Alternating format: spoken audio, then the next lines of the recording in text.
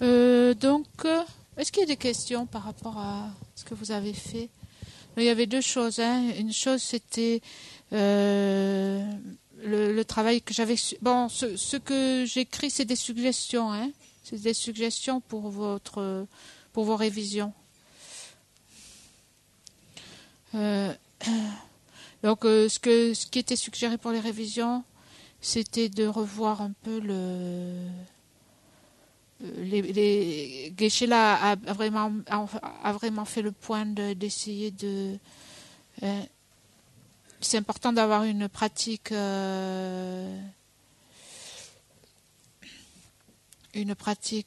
progressive et donc de commencer par le commencement.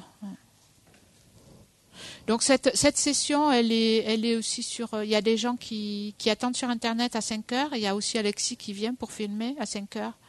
Donc on essaie de ne pas être trop en retard pour cette session, si vous voulez bien. Il y a aussi une autre question que je voulais vous poser. Quelquefois, j'ai l'impression que ça serait bien d'avoir un peu des moments de silence. Je ne sais pas si vous voulez, par exemple, quand on finit une méditation ou à la fin de l'enseignement, ou à certains moments, peut-être pas toujours, mais de garder le silence dans la gompa. Au lieu, une fois que quelque chose est terminé, tout de suite de se lever, de s'activer, de parler avec l'un, avec l'autre. Je ne sais pas, qu'est-ce que vous en pensez? Oui? Oui, vous êtes d'accord? Est-ce qu'on fait ça tout le temps?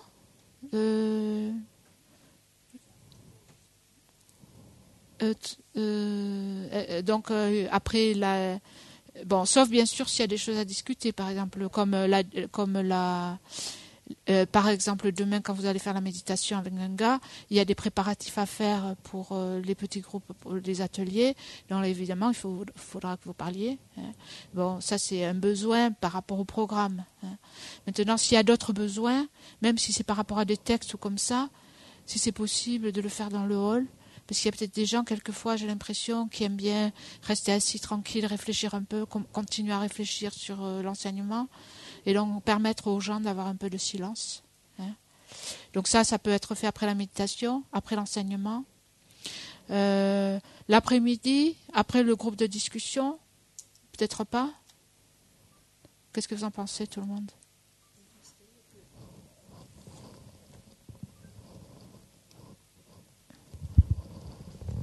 Pardon, merci. C'est-à-dire que quelquefois la discussion, on la prolonge aussi.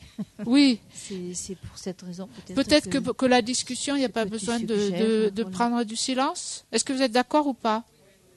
Vous êtes d'accord? Donc c'est plutôt pour l'enseignement et le matin, c'est le matin. Voilà, le matin, après la méditation, après l'enseignement, on garde le silence dans la gompa. Si on veut parler, on le fait dans le hall. Comme ça, on permet à ceux qui veulent continuer à réfléchir, à rester en silence assis. Après la discussion, ça n'a pas lieu d'être. D'accord? Très bien. Donc on fait ça. Après, s'il y en a parmi vous qui veulent faire silence, hein, il y a aussi des badges. Je suis en silence. Hein. Donc, si vous portez un badge je suis en silence, ne parlez pas, s'il vous plaît. Hein. Ou alors, si vous voulez parler, mettez-le à l'intérieur. Parce que quelquefois, vous avez déjà, oui, je suis en silence, mais quand même, je veux te dire quelque chose. Donc, après, c'est un peu comme mentir presque. Ça ne veut plus rien dire, le signe. Juste, bon, retournez-le. Hein. Donc, c'est une possibilité.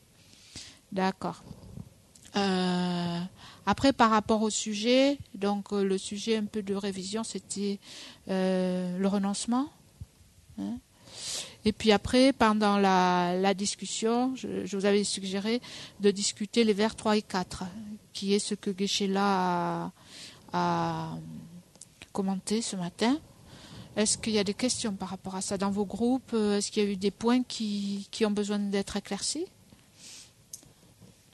Donc toujours pareil, le micro, quand vous ne l'utilisez pas, essayez de l'arrêter parce que sinon ça use les piles. Et si vous voulez parler, c'est bien d'avoir le micro parce que c'est comme ça, les gens qui sont sur Internet entendent aussi. Oui. Vous avez des questions ou quelque chose qui n'était pas très clair?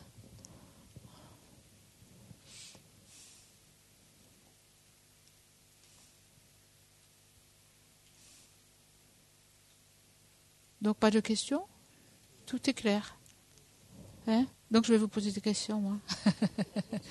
T'as une... Oui, vas-y. Tiens. Ouais. Oui. Est-ce que durant la semaine, on va prendre des préceptes une journée? Est-ce que c'est proposé? C'est pas prévu, mais c'est une possibilité, bien sûr. Qui c'est qui serait intéressé par prendre les préceptes une journée? Ouais.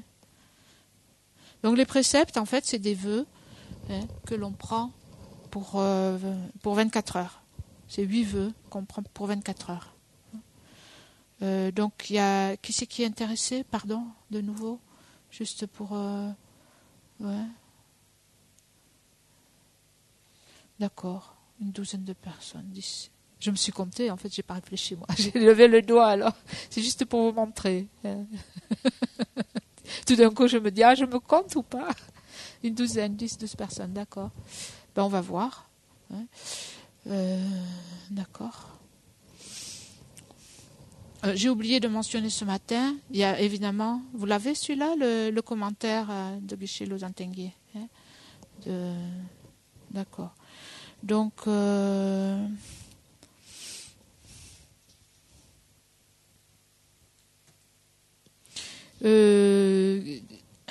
donc vous n'avez pas de questions.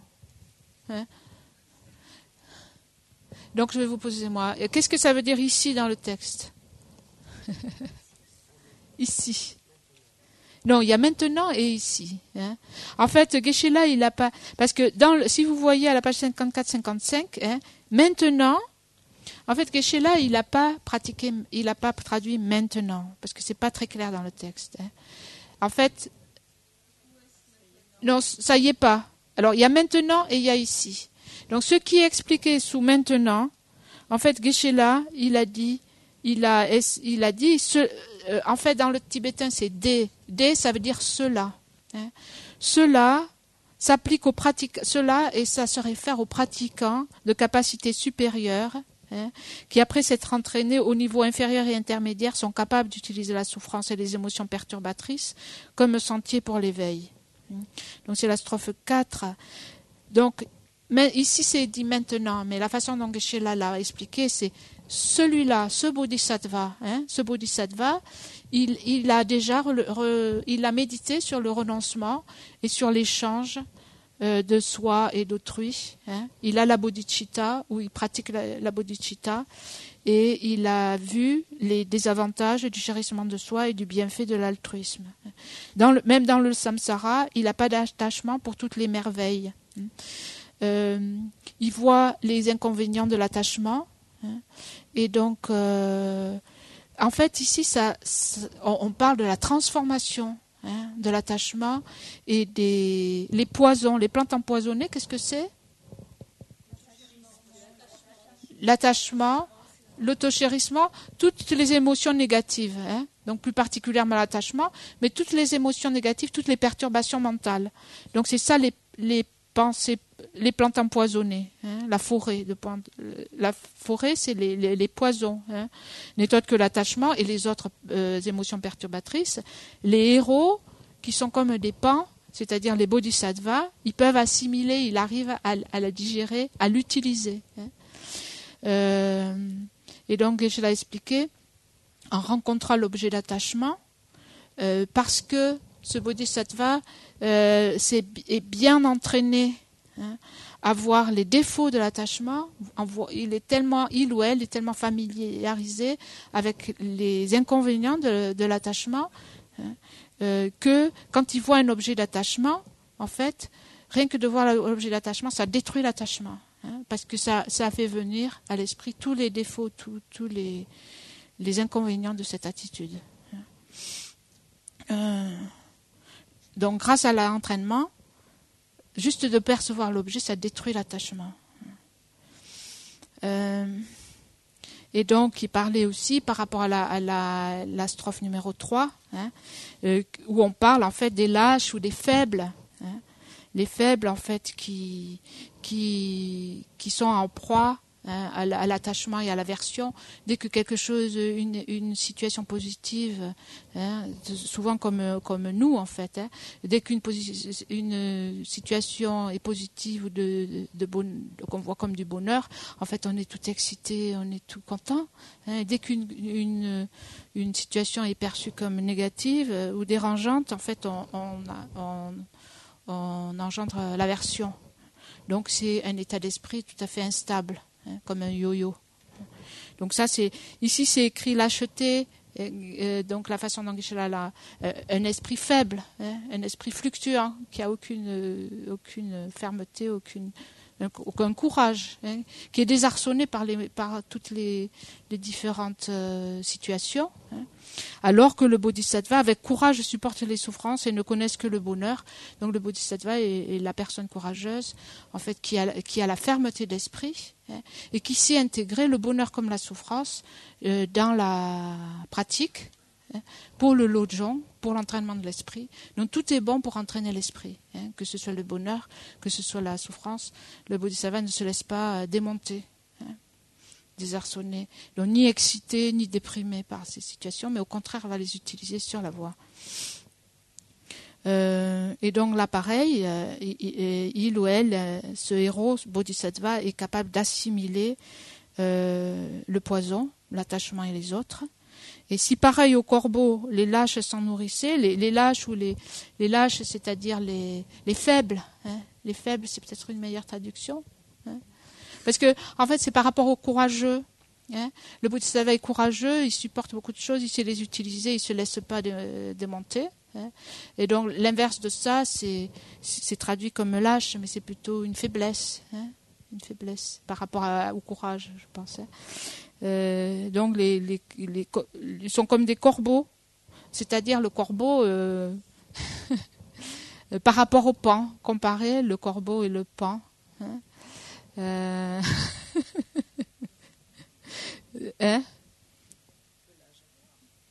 pelage noir, c'est un peu le vilain petit canard.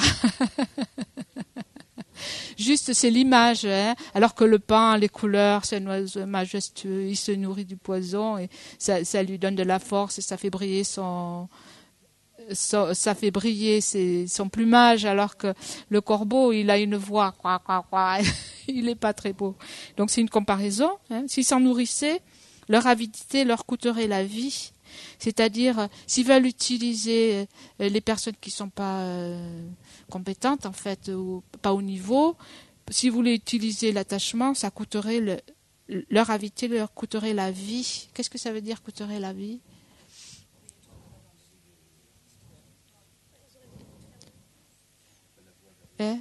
Ouais, des portes fermées, pourquoi? Pour la libération, voilà, la vie de la libération. Ça coupe, ça fait un obstacle sur la voie pour la libération et l'éveil. Et donc, aussi, ici, révèle que cette pratique appartient au Vajrayana. Donc, il y a deux niveaux d'explication de la transformation des poisons par le Bodhisattva. Un niveau, c'est maintenant, en fait, qui est dit maintenant, mais là, maintenant, ça y est pas vraiment dans le texte. En fait, ça dit dès, ça veut dire cela, c'est-à-dire ce Bodhisattva, qui a développé le renoncement, qui pratique l'échange de soi envers les autres et qui transforme de cette façon-là l'attachement. Et puis, après, il y a ici, donc, se réfère au Tantra, qui est aussi une manière. Donc c'est bien expliqué dans le commentaire de Geshe-la aussi, une manière de transformer l'attachement sur le sentier et toutes les émotions perturbatrices. Sur le sentier des perfections, le Bodhisattva, ça c'est intéressant. Ici, il révèle que cette pratique appartient au Vajrayana, donc le Tantra, qui permet d'atteindre l'éveil très rapidement, et qu'elle doit être effectuée dans le cadre des tantras supérieurs. Donc c'est la pratique de transformer l'attachement vraiment, directement. Utiliser cette pratique sur le sentier commun prendra beaucoup de temps. Donc la pratique du tantra permet d'achever l'éveil en une vie humaine. Mais il faut être au niveau pour pouvoir pratiquer le tantra et utiliser l'attachement au niveau du tantra. Et le transformer en sentier. Donc ici, il est dit, sur le sentier des perfections, le bodhisattva ne doit pas s'efforcer avant tout d'abandonner les émotions perturbatrices, car pour pouvoir aider les êtres, il a encore besoin de certaines passions comme l'attachement. Celui-ci peut être transformé en aide, car l'esprit du bodhisattva n'a pas une once d'égoïsme et ne vise que le bien d'autrui. Donc on peut utiliser le bodhisattva, l'objet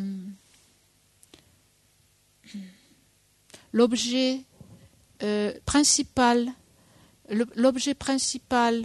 d'abandon pour les bodhisattvas n'est pas l'obstacle à la libération, c'est-à-dire les émotions perturbatrices, mais c'est l'obstacle à l'omniscience, qui est l'objet d'abandon principal des bodhisattvas. C'est pour ça qu'on peut dire, sur le sentier des perfections, c'est-à-dire le sentier du bodhisattva, que le bodhisattva n'a pas pour objet principal d'abandonner les émotions perturbatrices parce qu'il peut s'en servir pour le bien d'autrui. Ça devient une branche pour accomplir le bien d'autrui. Ça c'est expliqué dans les enseignements du véhicule des perfections, des 6 perfections, c'est-à-dire des sutras Mahayana. Celui-ci, c'est-à-dire l'attachement, peut être transformé en aide, oui, car l'esprit du bodhisattva n'a pas une once d'égoïsme et ne vise que le bien d'autrui. Donc dans ce but, il lui faut pouvoir se manifester simultanément en de multiples corps œuvrant au bien des autres. Donc savoir qu'il y a cette pratique pour les bodhisattvas, d'utiliser même l'attachement comme branche au bien d'autrui. Par exemple, bon, ça c'est peut-être une question à poser à Geshe-la, que je trouve ça intéressante. Comment le bodhisattva, à part du tantra, utilise l'attachement pour le bien d'autrui? Peut-être pour attirer les êtres, bien qu'il n'ait pas d'attachement, il simule, il agit au niveau des êtres, parce qu'en fait l'attachement c'est quelque chose qui recouvre tout dans le cycle des existences, sur lequel on fonctionne. Donc pour se mettre au niveau des êtres et pour attirer les êtres, pour travailler pour eux, donc le bodhisattva utilise l'attachement. C'est mon interprétation, c'est ce qui est dit aussi. Après pour les détails, peut-être c'est bien de demander à Geshe-la. Le véhicule des perfections demande plus de temps pour atteindre l'éveil que celui des tantras. Donc pour pouvoir s'engager dans la pratique avancée des tantras, je ne lis pas tout là, je choisis. Il faut préalablement avoir entraîné l'esprit à quoi? Pour pouvoir s'engager dans la pratique avancée des tantras. Oui? Renoncement?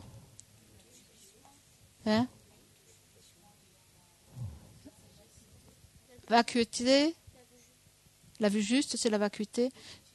Bodhicitta, donc la base pour pouvoir s'engager dans la pratique avancée des tantras, il faut avoir entraîné ces esprits aux différents niveaux de la voie progressive qui sont concentrés dans les 3 principaux aspects de la voie, le renoncement, la bodhicitta et la vue juste de la vacuité. Donc c'est ça la base.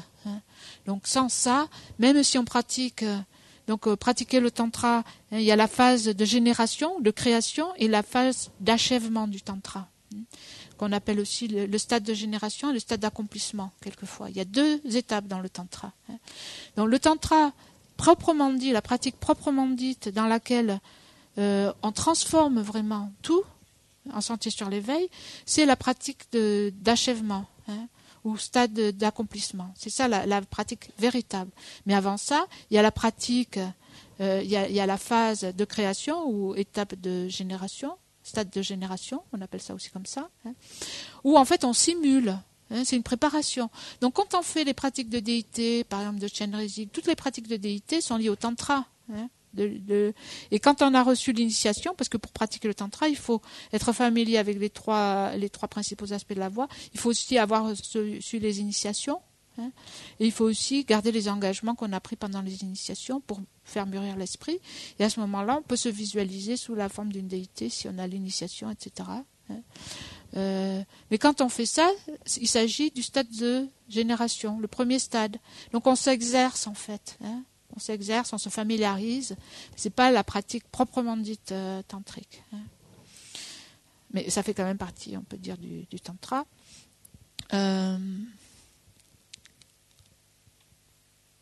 Donc la pratique principalement de la phase d'achèvement, c'est-à-dire du stade d'accomplissement, consiste à faire entrer, demeurer et dissoudre les courants d'énergie subtils dans le canal central et à faire naître la sagesse de la félicité en méditant sur la vacuité.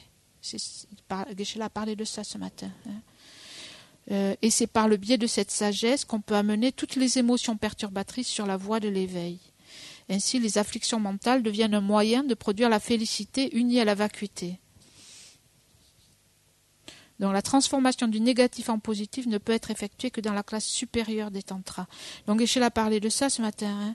En relation avec les tantras, on utilise l'attachement pour faire naître à la béatitude, la grande félicité, qui est en fait qui est une voie.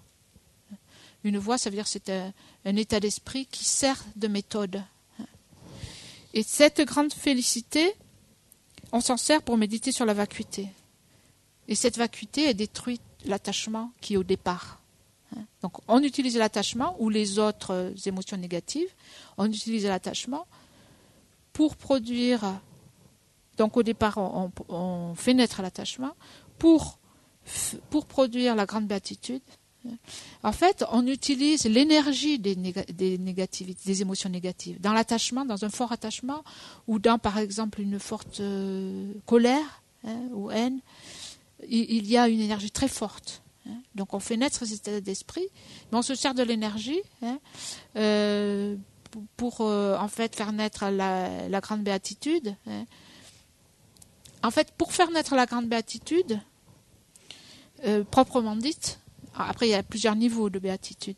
Pour vraiment faire naître la grande béatitude, il faut, comme il est dit ici, il faut faire entrer, demeurer et dissoudre les vents, les courants d'énergie subtils dans le canal central.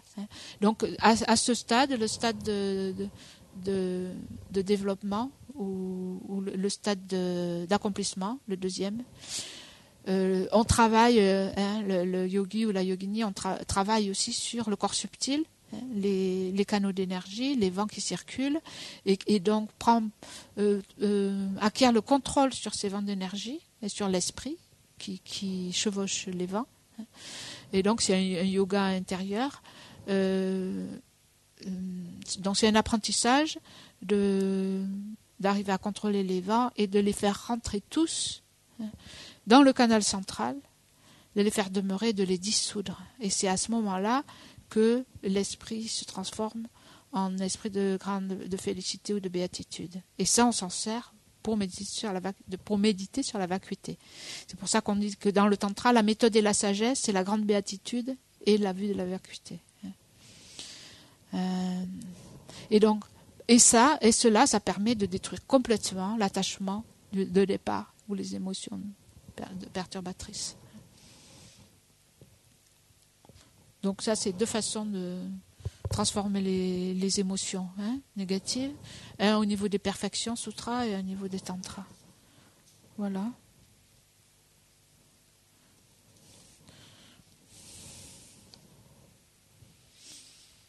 D'accord. On peut rester là ? D'accord. Donc, il y a... Comment ? Pour les préceptes, on va voir. Les gens qui... oui, on va voir pour les préceptes. Ouais. Si vous voulez prendre les préceptes, bien sûr, vous pouvez prendre les préceptes. Est-ce que tout le monde a déjà pris les préceptes ou est-ce qu'il y a des gens qui les ont jamais pris qui voudraient les prendre ? Comment ? Non, mais c'est pour vous encourager, pour vous montrer ce qu'il faut faire. D'accord. C'est pour vous encourager, pour que vous ne soyez pas tout seul à lever la main. D'accord. Très bien, merci. Oui, il y a 2 documents de plus. Il y a 2 documents de plus qui sont dans les boîtes, là. Donc, vous verrez, il y en a un que Ngunga a traduit ça. Non, c'est du matériel qui nous est transmis en anglais par les groupes qui font déjà ce programme, puisque ces programmes du PEBA, c'est des programmes standards dans la FPMT, donc il se fait ailleurs aussi. Et donc il y a du matériel qui a été produit à cette occasion, et donc on peut s'en servir. Ici, c'est ce papier-là où il y a plusieurs feuilles. Il y a 1, 2, 3.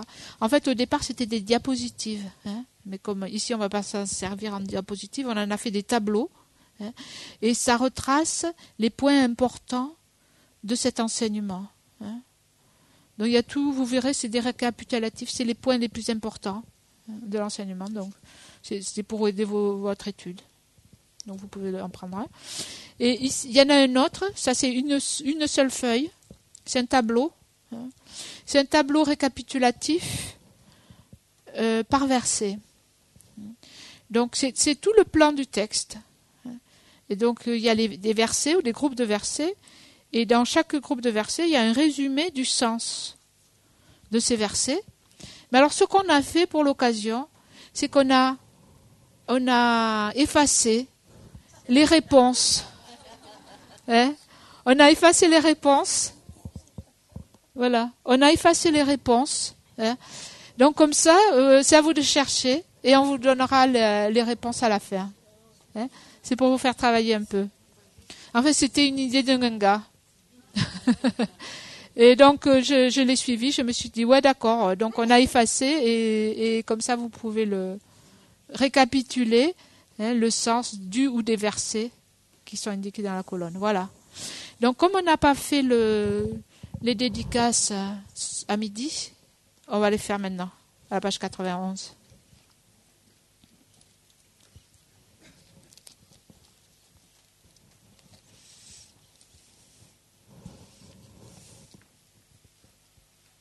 Ça va, sinon ça s'est bien passé l'après-midi? Hein? Vous avez été suffisamment occupé? Vous n'êtes pas ennuyé? D'accord, on fait les prières de dédicace à la page 91. Après, on fera les prières de longue vie à la page 92-93 et on terminera par le verset qui est derrière la page de couverture au début du texte. Donc, en pensant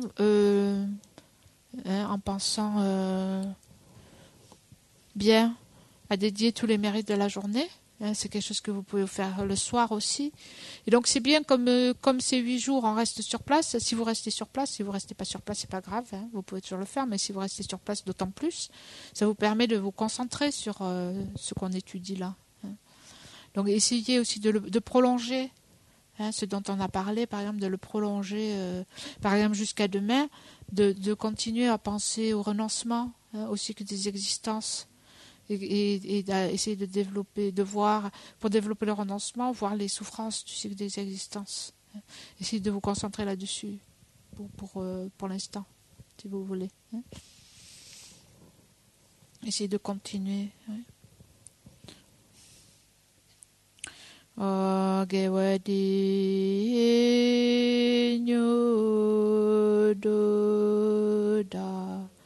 Lama sangye do gyone do shikya malepa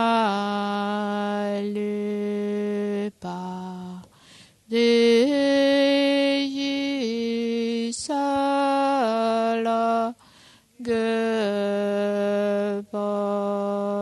Sho Janshu Sam Shorimboche Ma Ke Panan Ke Gyushi Ke Panyam Pa Me Paya Gone Gondu Pewasho Janshu Sam Shorimboche Ma ke pa nan ke gyuchi ke pa nyam pa me pa ya gone gondu pewasho.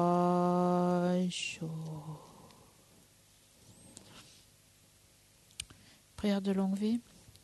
Agarira weko we shinka de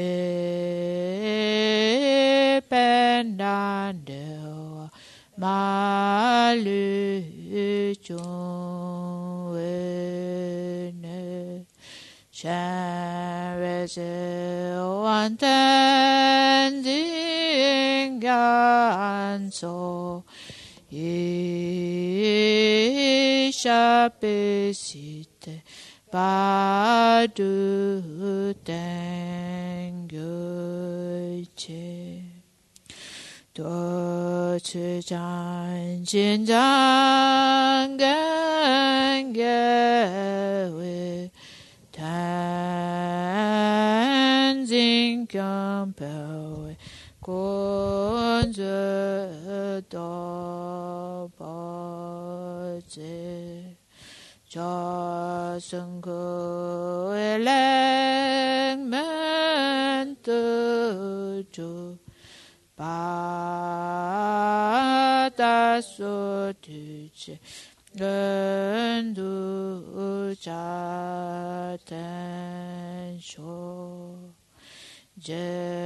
제천람의 끝이라텐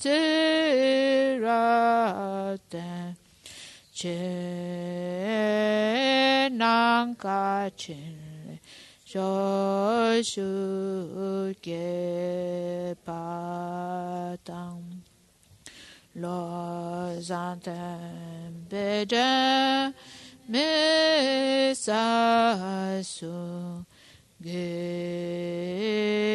게도의 문세 다투네 교체 돈이는 제선 두주배 란시세세제 완전 단적에 샤나페 못된 징간소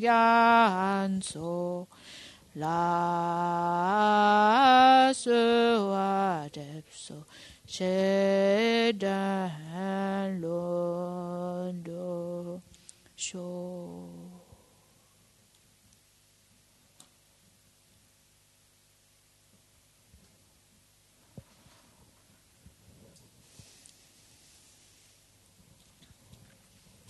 Merci. Donc je pense à 20h, il y aura une vidéo. L'enfant élu, c'est ça, Monsieur Alexis, dans la bibliothèque. D'accord. Bonne soirée.